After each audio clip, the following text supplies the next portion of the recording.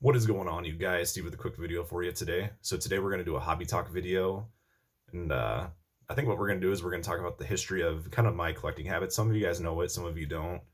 Kind of everything that led up to today, really. But before we get into that, let's do some shout outs. The first channel I want to give a shout out to is Decon. So Decon, really cool guy.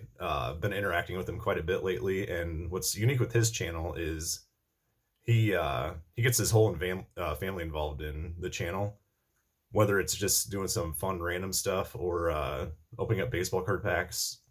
Family involved stuff. Seems like a really cool guy, and his daughter actually uh, makes videos as well. But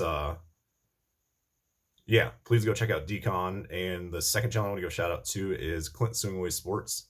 Clint's been a long time supporter of my channel, and found him many I don't know, we were a long time ago from another shout out from David M.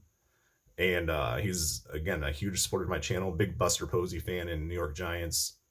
He's actually currently in the military, so thank you so much for all your service to this great country of ours, and for your support to my channel. So I will leave a link to their channels in my description.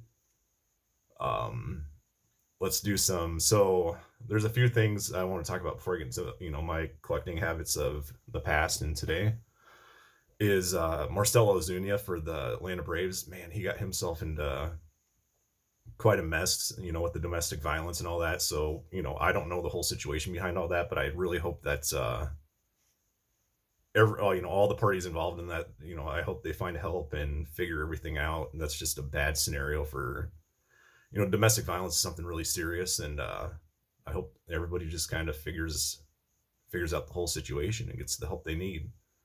The other thing is the Javier Baez and Will Craig play. Holy crap, that happened last week. That was just, never seen nothing like that in baseball, and been watching baseball ever since I was a little kid and seen some crazy stuff, but that was beyond something, it was crazy. So I want to get into the kind of the history of how I collected baseball cards, and everything that kind of led up to today. It's going to be real brief, but this is going to be one of my longer videos. So I've, ever since I remember watching, I think 1991, 1992, I remember watching Sunday Night Baseball, and I had this big metal box, and whenever I would get any baseball cards, I had to be, I don't know, 6, 7 years old. And I always remember putting them into this big metal box, and I would always sort them through teams, and I'd use like a piece of paper to sort, like this was the Blue Jays, this was the Cubs, this was the Orioles, whoever. And, from there, I remember always,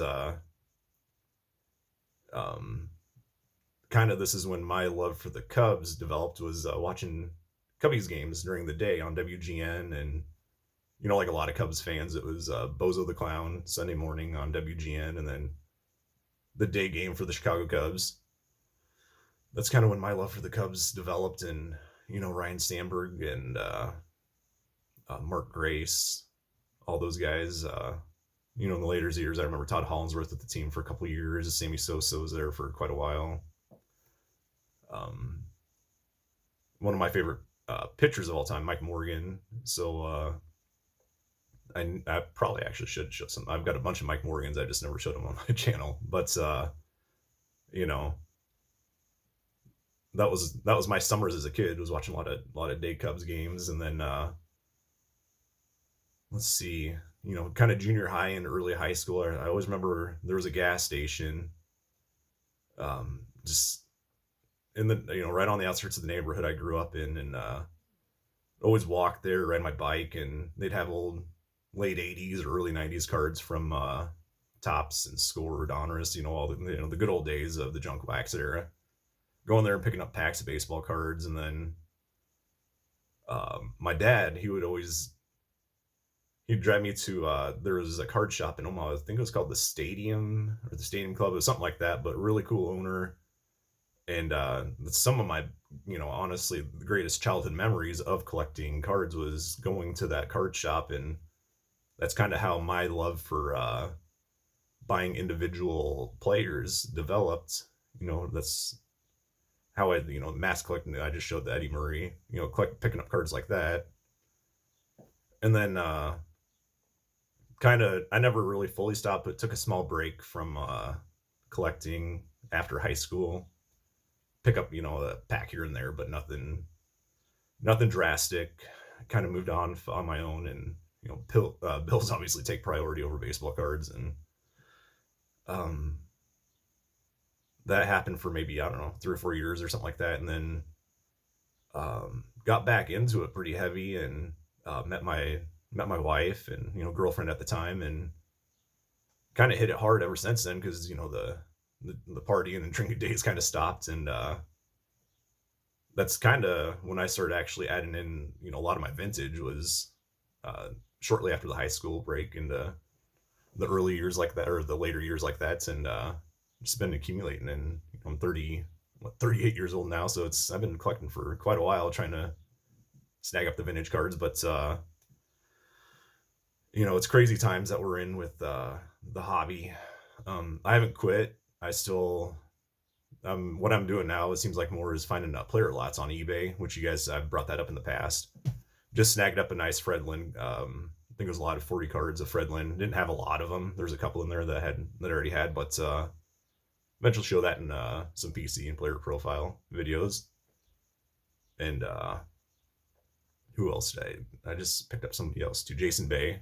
I liked Jason Bay back in the mid 2000s. But he was one heck of a power hitter. So yeah, and I've been finding some great deals on autograph Hall of Famers. I just can't believe some of the deals that are out there. They're Beckett and PSA slab and going for $40-$50 still. I thought that eventually that would jack up, because I remember talking about this in the past Hobby Talk video. It's kind of been my new thing lately.